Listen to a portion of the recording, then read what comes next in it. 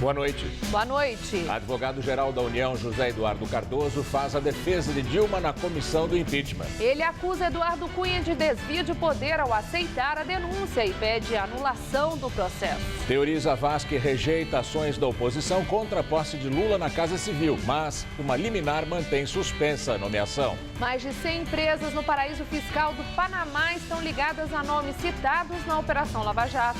Assalto à empresa de transporte de valores em Santos termina com tiroteio, 3 mortes e fuga da quadrilha. A partir de amanhã, taxistas paulistanos são obrigados a aceitar pagamento com cartão de débito ou crédito.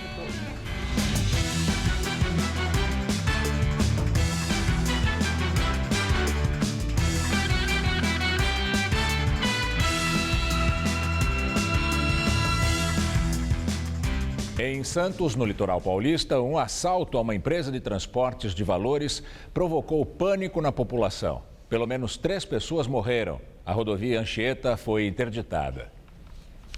O caso aconteceu durante a madrugada. Pelo menos 10 homens armados invadiram a empresa Prosegur, localizada no bairro Macuco. Houve tiroteio com a polícia e o barulho dos tiros chamou a atenção de moradores de 3 bairros. Os bandidos conseguiram fugir com o dinheiro. A polícia disse que já encontrou 4 carros abandonados pelos bandidos durante a fuga, com dinheiro e fuzis. Esse assalto é muito parecido com outros roubos acontecidos nos últimos meses no estado. O mais recente foi no mês passado, em Campinas, quando cerca de 20 homens assaltaram a empresa de transporte de valores Protege, usando bombas e fuzis. Assassino do cartunista Glauco e do filho dele é encontrado morto no presídio em Goiás.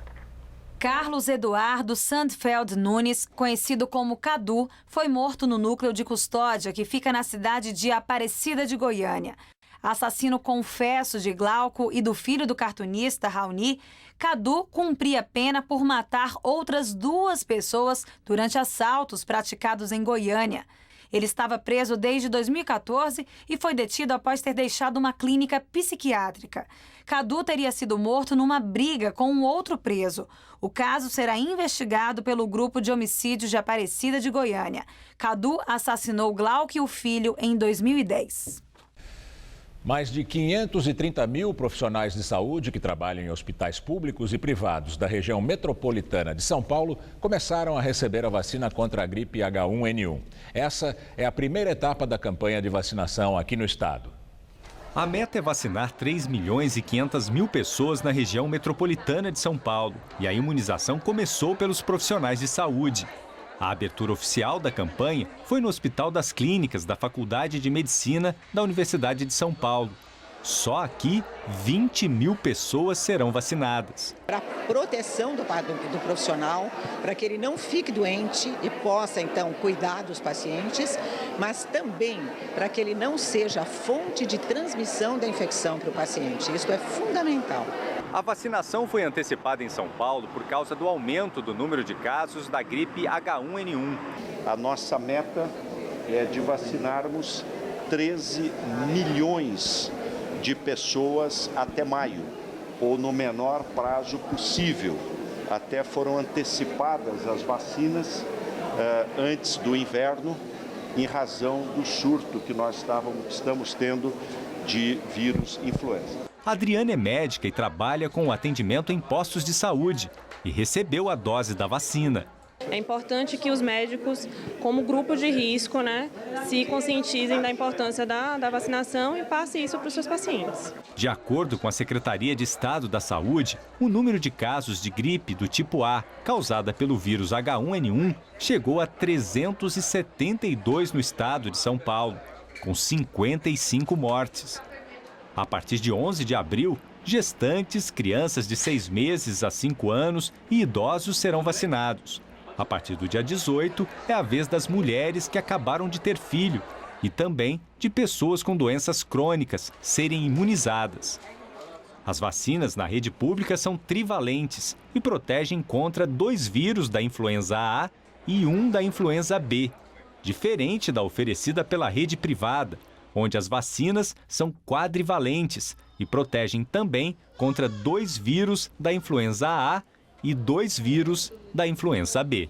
Do ponto de vista epidêmico e de síndrome da resposta aguda grave, nós estamos vendo o quê? O que mais prevalece no estado de São Paulo é o H1N1.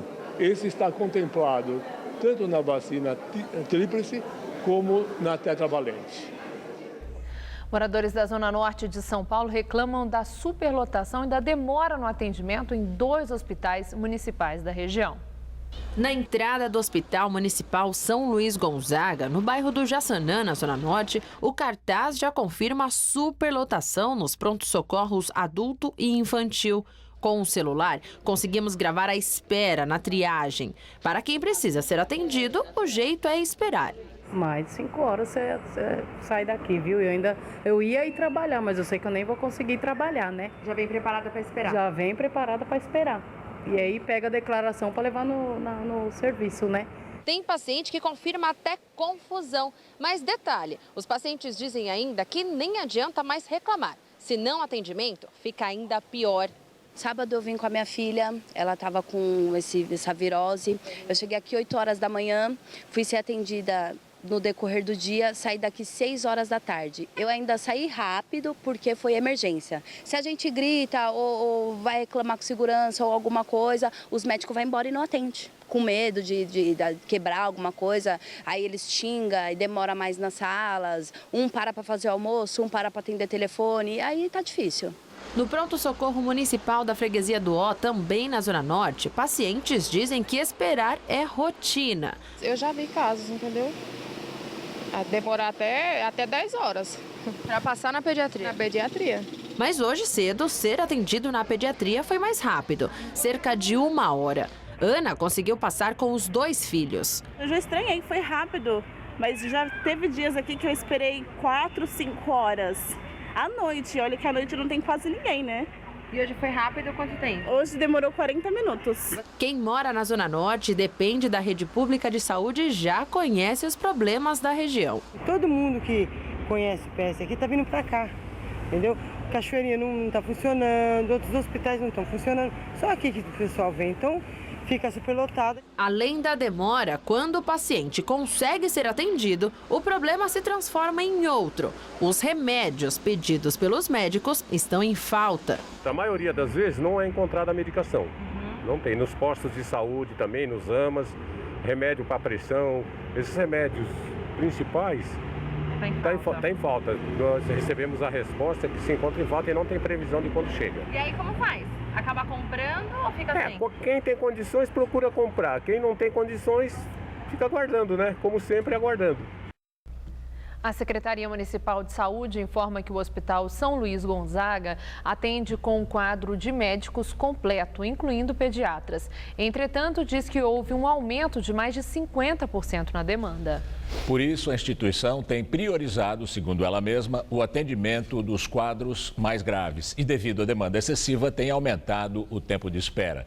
Em relação ao pronto-socorro municipal da Freguesia do Ó, a Secretaria informa que ainda não recebeu posição nenhuma da Associação Saúde da Família, que administra a unidade.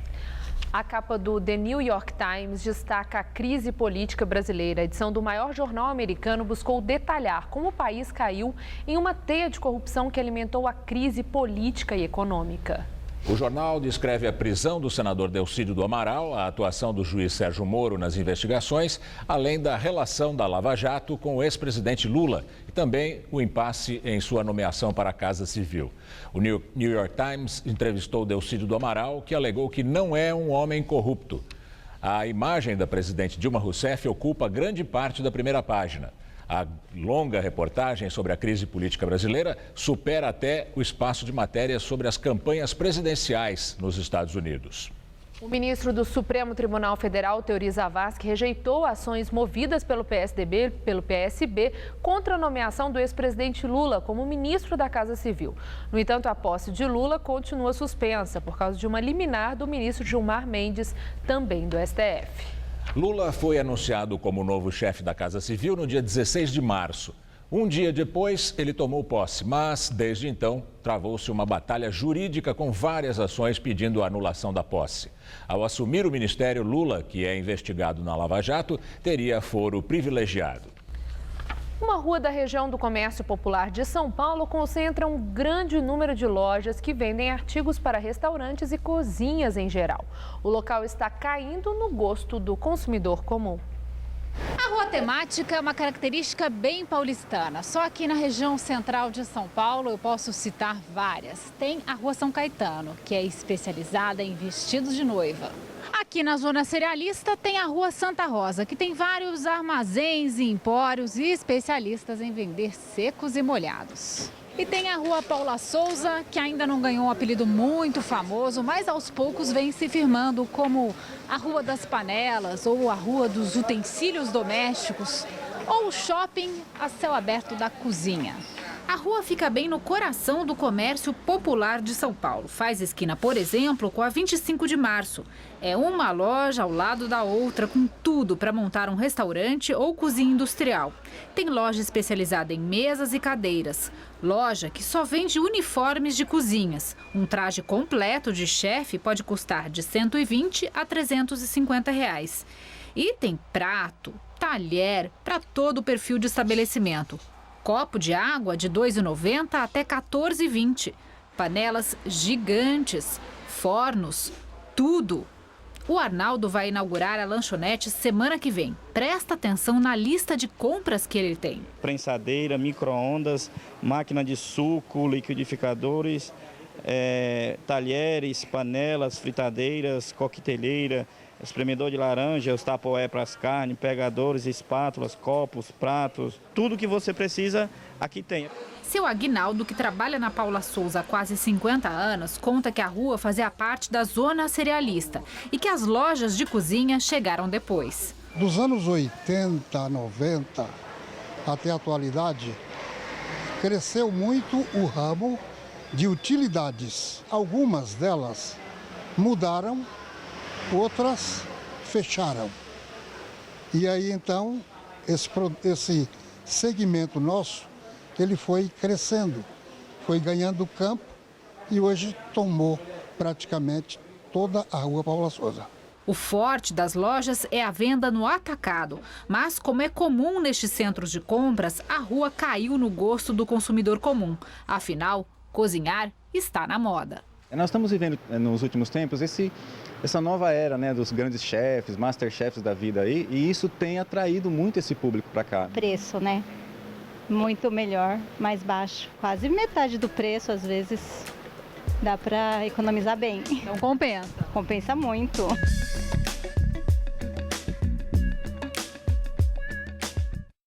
O advogado-geral da União, José Eduardo Cardoso, apresentou a defesa da presidente Dilma na comissão do impeachment da Câmara dos Deputados. Cardoso começou afirmando que o processo não é somente político, como muitos dizem, mas sim político-jurídico. Segundo ele, só admite o impedimento de um presidente em ato de gravidade extrema. Um crime de responsabilidade exige que o ato praticado pelo presidente da República seja por ele diretamente praticado. Que seja um ato doloso, que seja um atentado à Constituição, uma violência excepcional, capaz de abalar os alicerces do Estado. Exige a tipificação legal. Fora destes pressupostos, qualquer processo de impeachment é inconstitucional, é ilegal. O advogado-geral da União disse ainda que o pedido foi aceito pelo presidente da Câmara, Eduardo Cunha, por vingança pessoal. Cunha é desafeto do governo. A decisão do presidente Eduardo Cunha não visou, na abertura desse impeachment, o cumprimento da Constituição. Não era esta a sua intenção, não foi esta objetivamente a sua finalidade. Os fatos ficaram claros, os fatos foram evidenciados. Sua Excelência, o presidente Eduardo Cunha, usou da sua competência para fazer uma vingança e uma retaliação à chefe do Executivo, porque esta se recusara a garantir no Conselho de Ética, ao qual ele estava submetido, os votos que o seu partido poderia lhe dar para que ele não pudesse ser processado naquele momento. Cardoso pediu a anulação do processo. O ato de abertura do presente processo de impeachment, portanto, está viciado. Esse processo é nulo. O advogado-geral da União criticou a comissão do impeachment ao ouvir os autores do pedido de afastamento da presidente. Na semana passada, foram ouvidos o jurista Miguel Reale Júnior e a advogada Janaína Pascoal. Não pode o denunciante aduzir fatos, fazer colocações em agregação à denúncia para esclarecê-la. Ou ela se sustenta por si, ou não se anexa ao seu subscritor para explicá-la. Não existe isso no Estado de Direito. É inaceitável e caracteriza ofensa aberta e escancarada ao princípio do devido processo legal e às normas aplicáveis de acordo com a Lei 1079 de 50 ao processo de impeachment. Direto de Brasília, Josias de Souza fala sobre a defesa da presidente Dilma Rousseff. Dilma repete como um mantra: não vai ter golpe. Até numa entrevista para correspondentes estrangeiros, a presidente já declarou que está em curso no Brasil uma tentativa de golpe. Hoje, realizou-se mais uma etapa deste suposto golpe, o golpe mais democrático já visto. Seguindo um rito definido pelo Supremo Tribunal Federal, a comissão que cuida do impeachment na Câmara assegurou a Dilma o sacrossanto direito de defesa. Dilma se defendeu por escrito e oralmente. Falou em nome da presidente na comissão o advogado-geral da União, José Eduardo Cardoso. Houve questionamentos à utilização da estrutura da advocacia da União na defesa de Dilma. Quando sofreu o impeachment, em 1992, Fernando Collor de Mello contratou seus próprios advogados. E a oposição acha que agora também Dilma deveria pagar por sua defesa. Mas o presidente da comissão de impeachment, Rogério Rosso, assegurou a presença da AGU, Advocacia da União, na defesa de Dilma. Tudo isso ocorre diante dos refletores. Longe dos holofotes, na sombra, prossegue o leilão de cargos e verbas, conduzido por Lula. Há uma novidade. O governo agora compra o apoio de deputados na Câmara sem exigir deles nem mesmo a presença em plenário. Se preferir, o deputado pode simplesmente se ausentar na hora da votação do impeachment. Nessa hora, o essencial não é nem defender Dilma, mas evitar que a oposição atinja a marca dos 342 votos, o mínimo necessário para mandar enviar o pedido de impeachment para o Senado. Realizam-se as transações mais extraordinárias com os personagens mais ordinários. Observando-se a cena, verifica-se que há sim uma tentativa de golpe em curso. Golpeiam-se a moralidade e o interesse público. Boa noite. Terminou hoje o prazo para que os motoristas de táxi comecem a trabalhar com máquinas de cartão de débito e de crédito. A partir de amanhã, o taxista que não oferecer a opção de pagamento aos passageiros pode ser multado e receber 5 pontos na carteira. Antes mesmo da portaria entrar em vigor, Dona Ednete já carregava no táxi a máquina de cartão. A ordem aqui é não perder cliente. Para mim foi ótimo. E além do mais, eu estou trabalhando mais do que os outros. A nova regra que exige que os taxistas disponibilizem meios de pagamentos eletrônicos ao passageiro deveria ter entrado em vigor em dezembro do ano passado, mas foi prorrogada 2 vezes.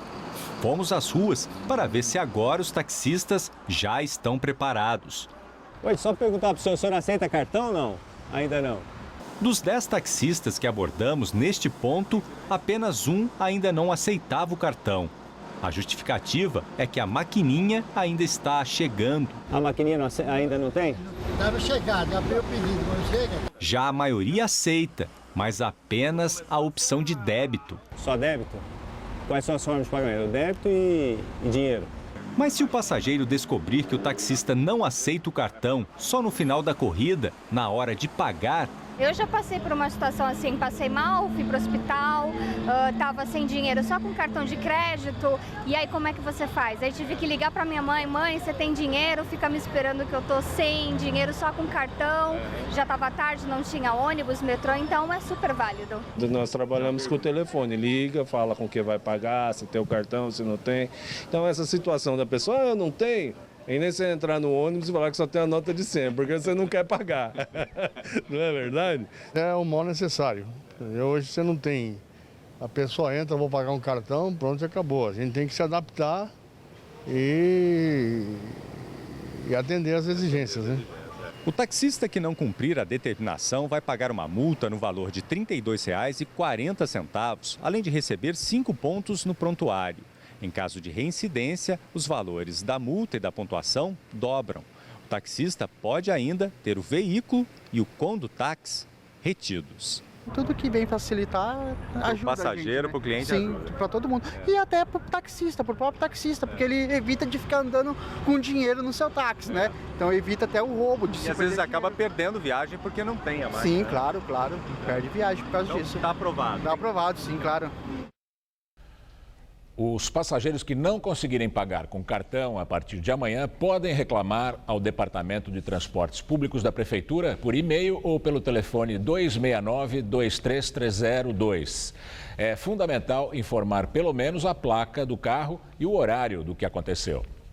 E o mercado financeiro continua pessimista em relação à economia.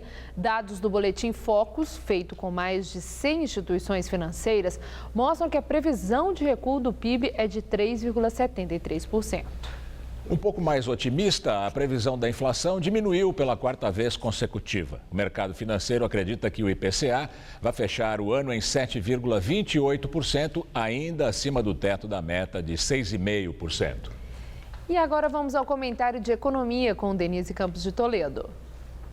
Vários índices já apontam para uma inflação mais baixa. A recessão finalmente começa a produzir efeito, freando remarcações de preços. Ainda há uma certa resistência dos serviços, mas já dá para trabalhar com um fechamento de ano um pouco melhor. Como vimos, o mercado prevê a inflação em 7,28%. Ainda muito alta, mas bem abaixo do que se esperava até pouco tempo atrás. A queda recente do dólar também trouxe algum alívio, assim como a mudança de bandeira da tarifa de energia. E nesse sentido pode vir mais um reforço. Os preços dos combustíveis podem cair. É que por causa da queda do petróleo, a gasolina aqui no Brasil está uns 10% mais cara que no exterior e o diesel até uns 40%, 50%. Seria bom do ponto de vista da inflação, do custo de vida, mas acende a luz amarela.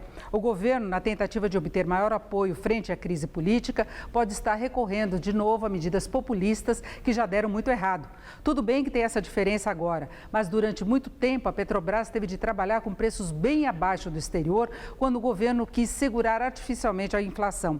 O uso da Petrobras como instrumento de controle da inflação colaborou muito para a crise que enfrenta hoje. A crise não veio só da roubalheira, do desvio de verbas. Manter os preços mais altos agora pode ajudar a Petrobras a recuperar algum fôlego, o que é positivo para a economia, do ponto de vista de investimentos, de geração de impostos e até de emprego. A Petrobras acabou de lançar um programa que pode resultar em mais 12 mil demissões. Estados como o do Rio de Janeiro estão numa situação financeira muito complicada, ou mais complicada ainda, pela redução dos royalties do petróleo. Se a gasolina fica mais barata, ainda prejudica a produção do álcool. O mercado recebeu mal a ideia, com queda forte das ações de cerca de 9% e da Bolsa de Valores, que recuou 13,5%. Isso não só pelos efeitos que a queda de preços teria para a empresa, mas também pelo que isso pode significar em termos de gestão da economia. Para alguns analistas, até a mudança da bandeira de energia para verde foi precipitada. É sempre bom ter redução de preços, mas é ver se o custo depois não vai ser pior. De qualquer modo, a perspectiva de uma inflação menos elevada pode abrir espaço para algum corte dos juros básicos pelo Banco Central. Tomara que essa eventual redução da Selic, da taxa básica, se vier, não seja mais uma estratégia populista do governo.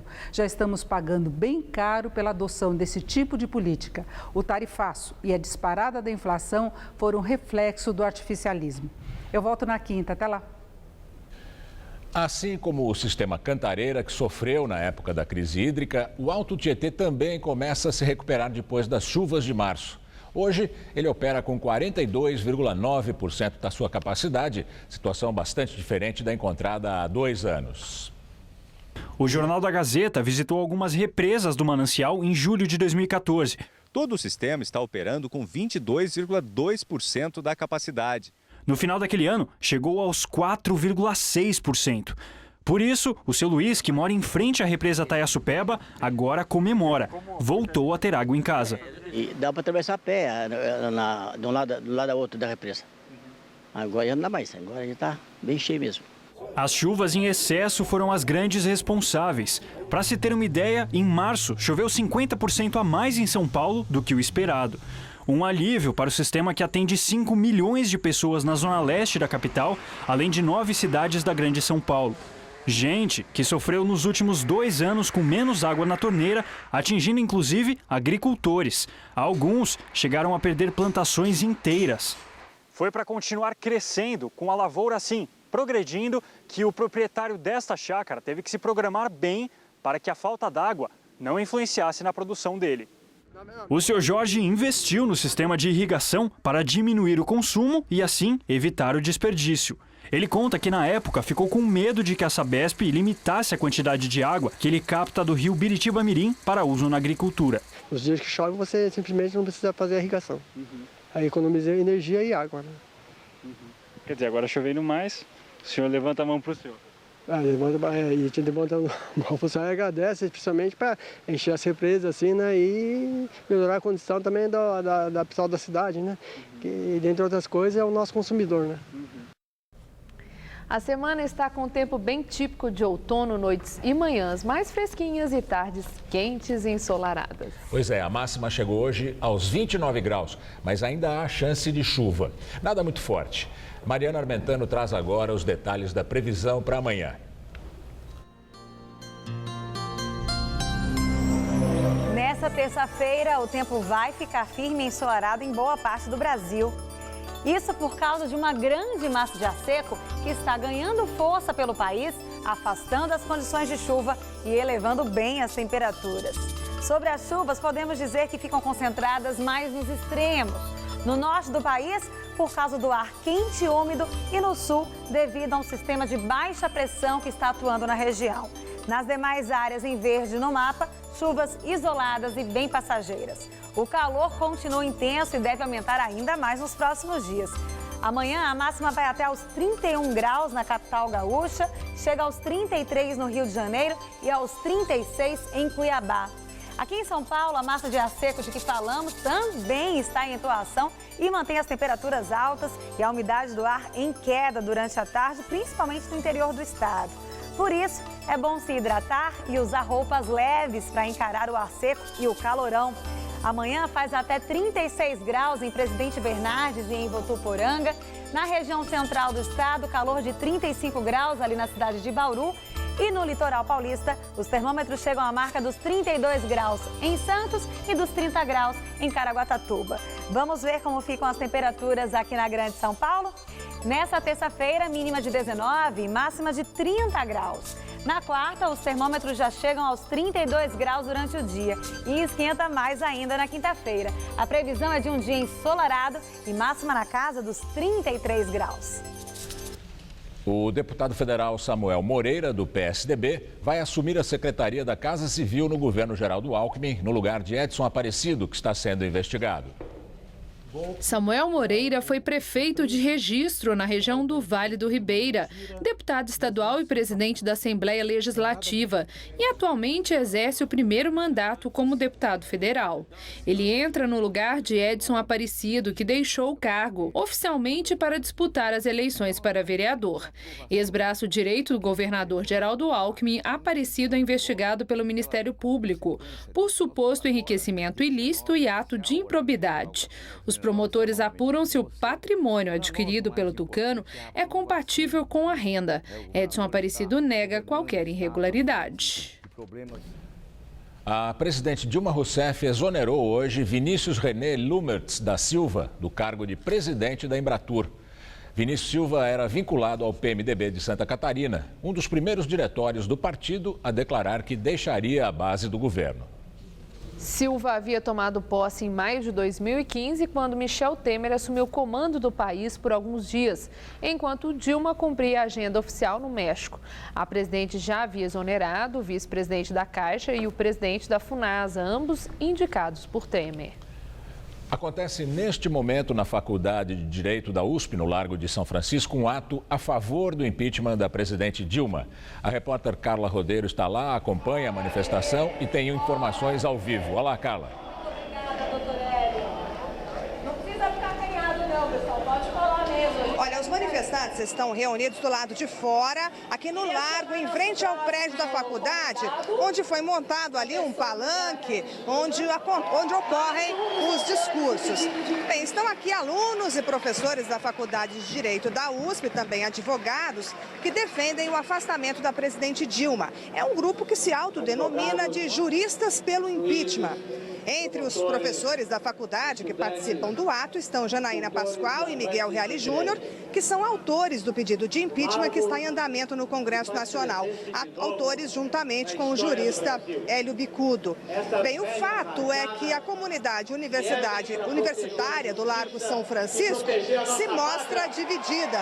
E o movimento de hoje funciona como um contraponto ao ato que ocorreu 15 dias atrás, lá dentro do prédio, no Salão Nobre, que também reuniu professores, alunos e juristas que defendem a manutenção do mandato da presidente Dilma e também a legalidade e a democracia. Bem, aquele ato aconteceu no dia seguinte à divulgação do teor dos grampos telefônicos do presidente Lula, do ex-presidente Lula, aliás. E naquela ocasião, o grupo criticou a forma como o juiz Moro estava conduzindo as investigações da Lava Jato.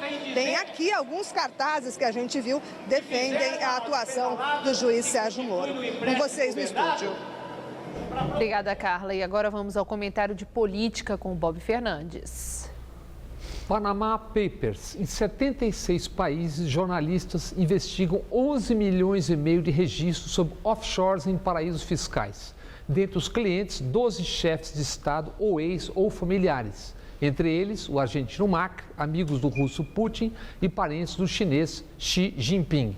Do Brasil, na lista inicial, citações a 107 empresas da Lava Jato de políticos ou parentes, de Eduardo Cunha a integrantes dos seguintes partidos: PMDB, PSDB, PDT, PSB, PP, PSD e PTB. Se declaradas as autoridades com dinheiro ou bens de origem legal, offshore são permitidas pela lei. Mas a panameia Musashi Fonseca, núcleo dessa investigação, é tida como matriz também para esconderijo de dinheiro e bens ilegais.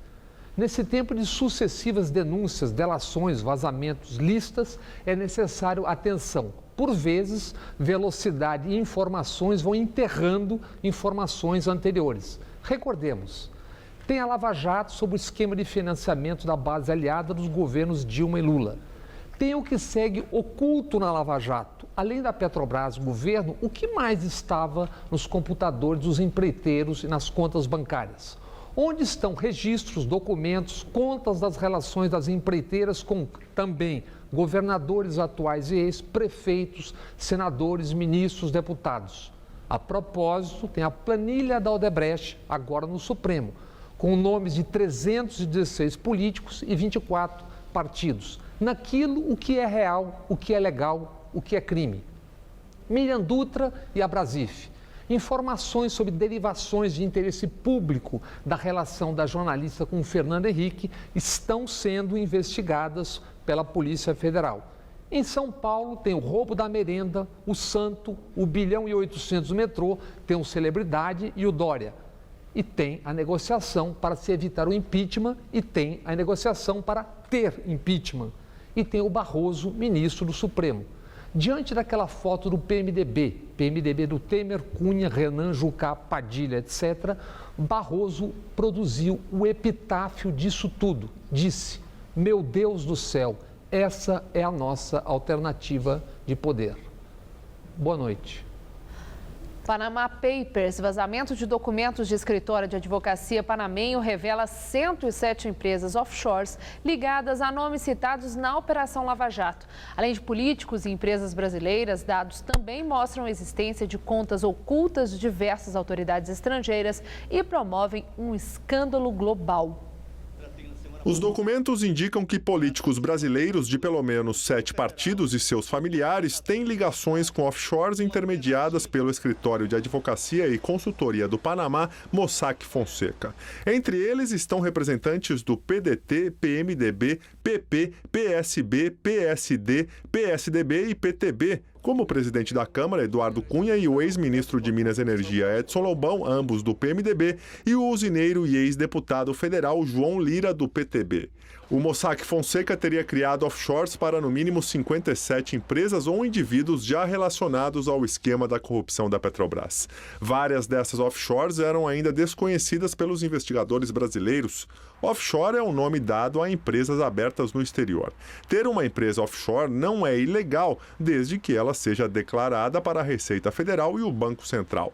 Mas muitas são usadas para lavagem de dinheiro e sonegação de impostos. Em janeiro deste ano, a filial brasileira do Mossack Fonseca foi alvo da 22ª fase da Operação Lava Jato. A suspeita era de que o escritório estivesse ajudando o ex-presidente Lula a ocultar a propriedade do triplex do Guarujá. Cerca de 11 milhões e meio de documentos vazados expõem uma rede de offshores que pode ter sido usada para esconder fortunas em paraísos fiscais. Foram descobertas aproximadamente 15.600 empresas de fachada que existem formalmente, mas não têm qualquer atividade.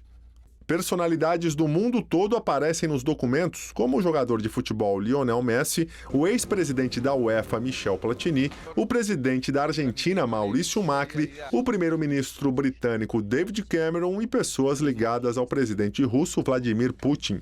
Em entrevista a uma TV panamenha, um dos sócios do escritório Mossack Fonseca contestou as acusações.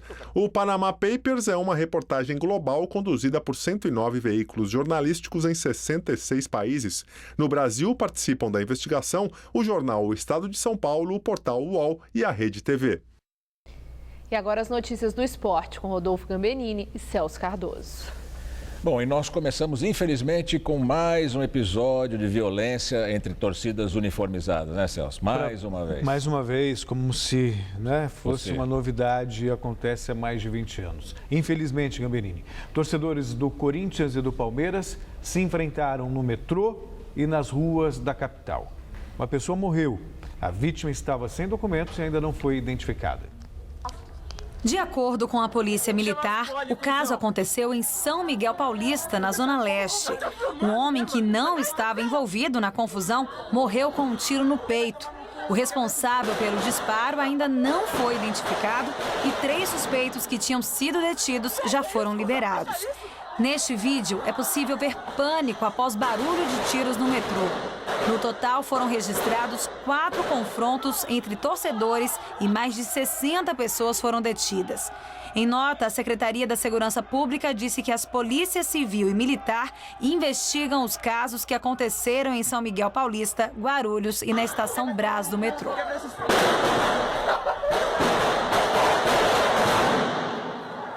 Que absurdo. Bom, com a bola rolando, Palmeiras, São Paulo e Santos se deram bem nessa rodada, né, Celso? O São Paulo venceu de virada o rebaixado Oeste, o Santos goleou o Capivariano e o Palmeiras venceu o Derby, quebrando uma sequência corintiana de 6 vitórias seguidas.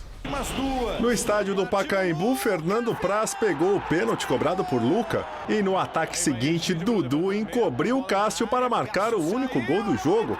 Palmeiras 1, Corinthians 0. Em Capivari, Bruno Maia abriu para o Capivariano de cabeça, mas um gol contra de Fabrício Lusa empatou para o Santos. Ricardo Oliveira virou a partida. Bruno Maia igualou novamente o jogo, mas Ricardo Oliveira fez outro gol. Vitor Bueno fez mais um e Gabriel outro. Cleiton ainda diminuiu. Final, Capivariano 3, Santos 5. No sábado, o Oeste saiu na frente do São Paulo com Cristiano.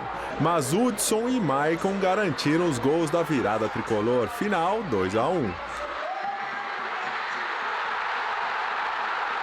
Gostou da rodada, Celso? Gostei da rodada sim. O Palmeiras fez por merecer a vitória contra o Corinthians. Foi um belo jogo, né? Sabe que eu não gostei muito? Você não gostou? Achei que foi um jogo de baixo nível técnico, muitos erros de passe. Para quem vê Real Madrid e Barcelona no sábado, vê campeonato inglês, você fica decepcionado com o que vê depois. É triste mesmo essa violência. Isso é importante a gente falar, né? O que fica muito claro é a falta de vontade política de se resolver uma situação. desde mudanças na legislação, até mesmo no reforço do policiamento. Claro, as torcidas... porque era previsível, completamente previsível esse choque, né? E no metrô, nos trens, passam pessoas que estão ali... E não são torcedores. Não são torcedores e que precisam ter E passam torcedores que não tem nada a ver com essa cafajestice. Exatamente, que só a CPF Civil. Quantos foram presos? Quantos ficaram presos? É lamentável tudo isso. Obrigado, Celso. Boa noite, até amanhã. Boa noite, até amanhã. Estela. A seguir, o drama sem fim dos refugiados. Chegam à Turquia os primeiros grupos de imigrantes devolvidos da Grécia.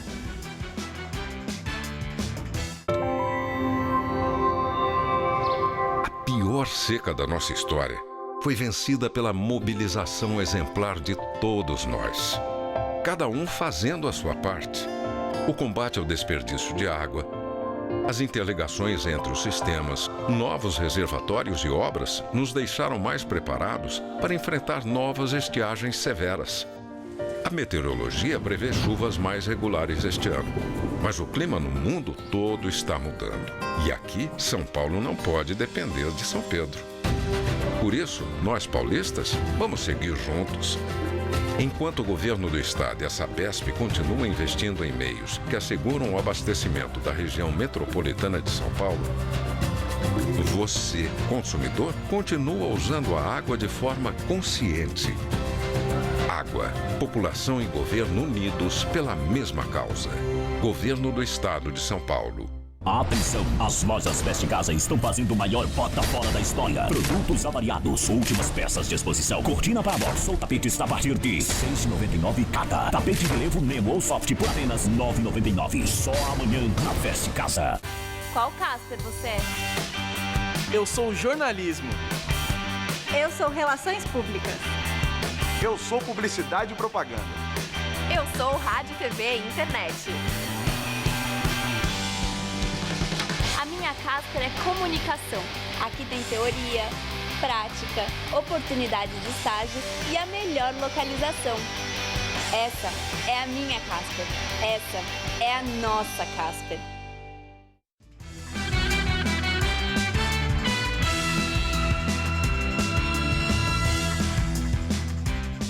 Os desafios da educação pública em São Paulo na entrevista do dia com Maria Lídia Flandoli. O Jornal da Gazeta recebe o desembargador e professor José Renato Nalini, secretário da Educação do Estado de São Paulo e que também foi presidente do Tribunal de Justiça de São Paulo e da Academia Paulista de Letras. Muito obrigada, secretário, por estar conosco. Na sua posse, eu li o seu discurso de posse e hoje, enquanto eu preparava a sua entrevista, pensei o momento em que o senhor chegou. Era um momento muito tenso, houve uma longa greve de professores, aquele movimento da ocupação de mais de 200 escolas em São Paulo, além dos professores de ensino público olharem com certa desconfiança para o senhor, pelo seu vínculo com o judiciário e a sua falta, segundo eles, de familiaridade ou de intimidade com o ensino básico. Eu quero saber a quantas anda esse olhar desconfiado. Maria Lídia, eu aceitei esse convite que, na verdade, foi uma intimação do governador, a quem eu respeito muito e sei da idoneidade, porque eu acredito que a educação é uma questão de justiça. Alguém do judiciário vai poder entrar num universo que é bastante complexo, porque nós temos uma normatividade imensa, há muitas leis, há muitas categorias funcionais, há uma legislação que precisa ser desbastada. Nós precisaríamos fazer com que a Secretaria tivesse um banho de gestão e, ao mesmo tempo, uma organização normativa. Então, estou cada vez mais convencido de que a educação é uma questão de justiça. Se eu puder fazer alguma coisa nesse sentido e mostrar à sociedade paulista que a educação é a única chave que nós temos para transformar este Brasil, eu já me darei por satisfeito. Não tenho a veleidade de corrigir coisas, mas a minha modesta contribuição está ali. no discurso de posse, o senhor disse que a escola pública é o espaço predestinado a qualificar jovens para o trabalho e para o exercício da cidadania. O senhor acaba de dizer que, se tiver condições, o que o senhor pretende? Aí é que está. O momento é adverso.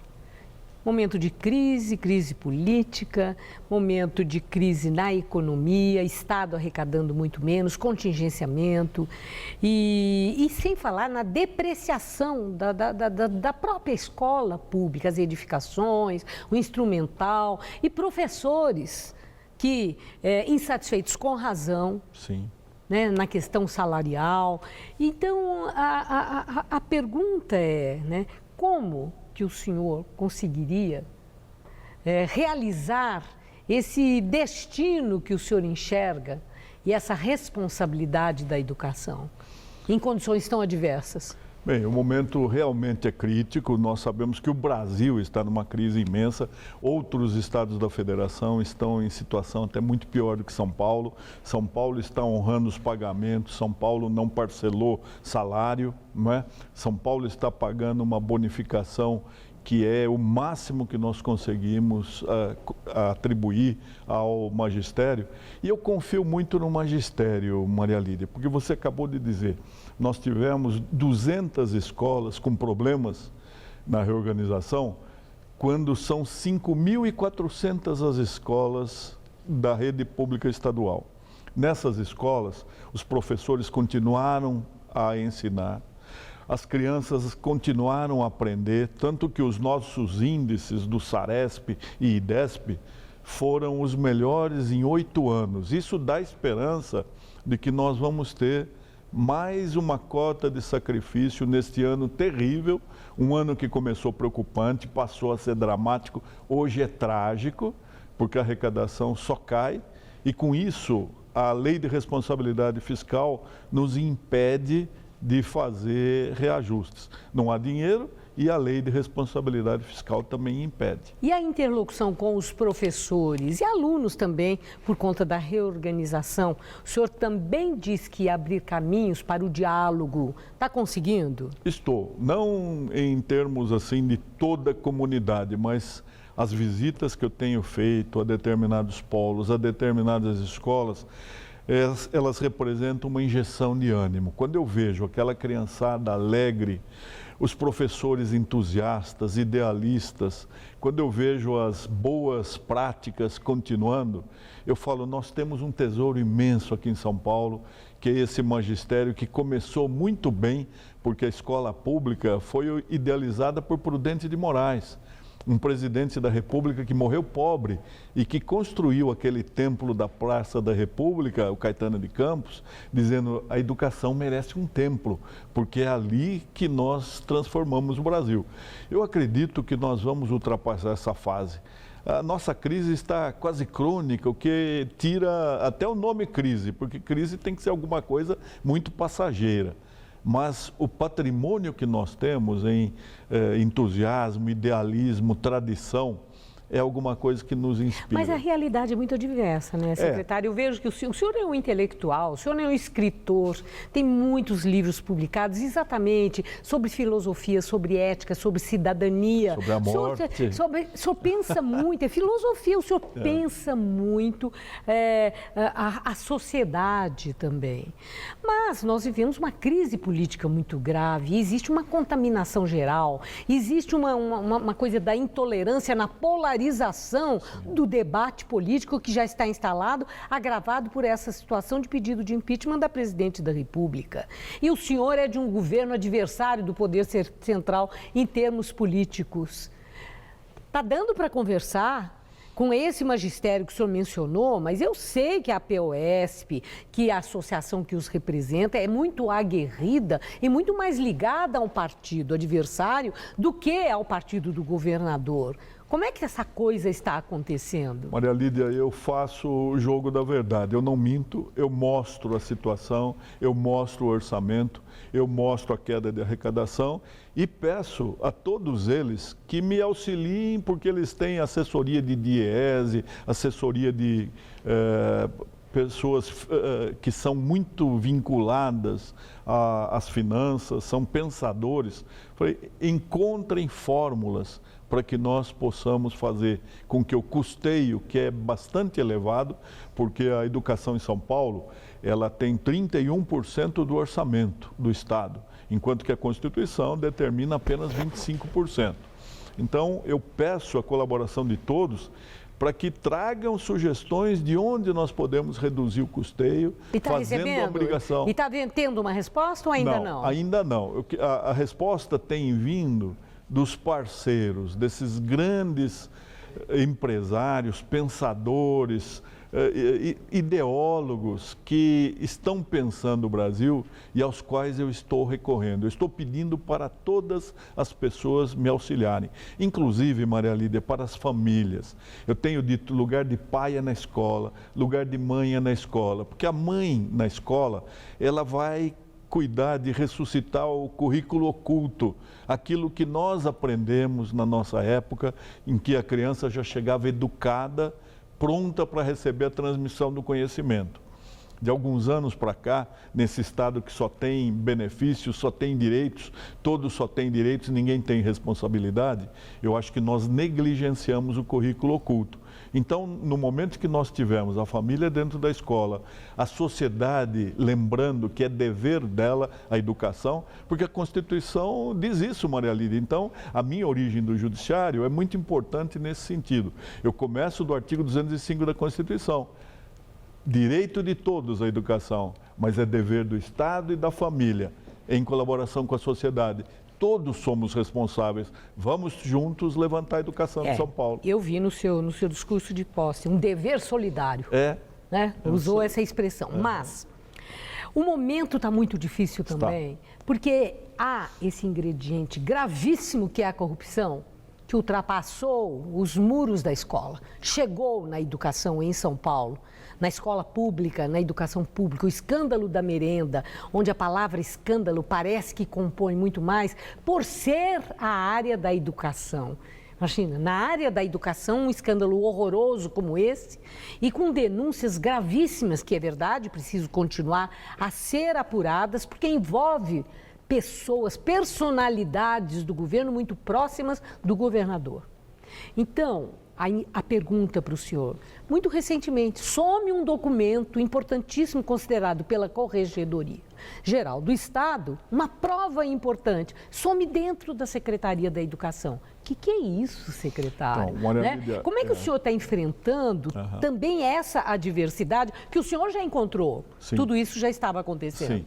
A Secretaria tem uma estrutura imensa, tem 400 mil pessoas na folha. Tem 5.400 escolas, 240 mil professores em atividade, mais 100 mil funcionários, 4 milhões de alunos. É uma estrutura que não poderia estar centralizada num único órgão. Ela seria inadministrável. Um bom choque de gestão faria com que essa secretaria tivesse ou uma subdivisão ou então a devolução da responsabilidade para os polos regionais da educação. Agora, é bom que a sociedade saiba que ainda está se apurando essa questão, mas se houve propina, pelo que nós verificamos, seria no máximo 2 milhões de reais, quando a bonificação para os professores chega a quase 500 milhões. Então, eu tenho recebido muitas indagações, porque havendo a propina, havendo o escândalo da merenda, só falta dinheiro para os professores. 2 milhões é uma quantia muito pequena. É lógico que não pode haver nem de R$1, porque é dinheiro do povo destinado à educação. Sim, mas não tem que estabelecer a relação do crime com a remuneração dos professores. E é isso que o senhor está mostrando. Porque ainda que não é parâmetro. Não tivesse havido essa denúncia, essa malversação, o dinheiro não teria condições de dar o reajuste que é justa a reivindicação, legítima, compreensível. Eu visto a camisa do professor, eu respeito muito o professor, vou lutar para que a carreira seja revalorizada. Mas nós precisamos ter muita sensatez nesse momento. O que nós menos precisamos para essa juventude, para essa infância, é de greve. Nós precisamos devolver a eles a esperança. Secretário, nosso tempo terminou. Eu desejo ao senhor muito boa sorte, porque acho que o senhor precisa dela. Preciso, Maria Lídia. Muito obrigada, uma boa noite. Para você também. Gamberini. O ex-presidente Lula participa agora à noite de um ato político em defesa da democracia e dos direitos trabalhistas. Esse ato foi organizado pela Frente ABC contra o golpe. O evento acontece na sede dos sindicatos dos metalúrgicos em São Bernardo do Campo. Lula subiu há pouco no carro de som. Quem fala neste momento é Rafael Marques, o presidente do sindicato. Os cubanos ficam um pouco mais perto da internet. O Google abriu um centro tecnológico gratuito com conexão muito mais veloz do que no resto do país e equipamentos de última geração. O primeiro local público de internet sem fio na ilha foi aberto no estúdio do artista plástico Alexis Leiva. Vai funcionar 5 dias por semana, desde manhã cedo até meia-noite, e pode receber 40 pessoas ao mesmo tempo. Estão disponíveis 20 laptops e tecnologia de última geração, como os cardboards, que são visores de realidade virtual para celulares, e 2 câmeras capazes de transmitir imagens para um canal do YouTube. A empresa estatal de telecomunicações da ilha é encarregada de fornecer a conexão, custeada pelo artista plástico, que é também deputado. Chegam à Turquia os primeiros grupos de imigrantes devolvidos da Grécia sob o novo acordo da União Europeia. Cerca de 200 pessoas que estavam nas ilhas gregas de Lesbos e Quios desembarcaram na cidade turca de Dikili. O acordo entre a União Europeia e a Turquia prevê que Ankara receba todos os imigrantes que não pediram visto na Grécia ou tiveram visto negado, incluindo os sírios. Ainda segundo o acordo, para cada sírio devolvido, um outro vai ser admitido em países do bloco europeu. Em troca, a União Europeia vai dar mais ajuda financeira à Turquia e adiantar as negociações para a entrada do país no bloco europeu. O objetivo do acordo, criticado pela ONU, é desencorajar imigrantes a fazerem as travessias ilegais e combater o tráfico de pessoas. E o Jornal da Gazeta termina aqui. A edição de hoje pode ser vista no site do Jornal da Gazeta. Mais notícias em nossa edição das 10. Uma boa noite para você. Voltamos amanhã às 7 da noite em ponto. Boa noite e até lá.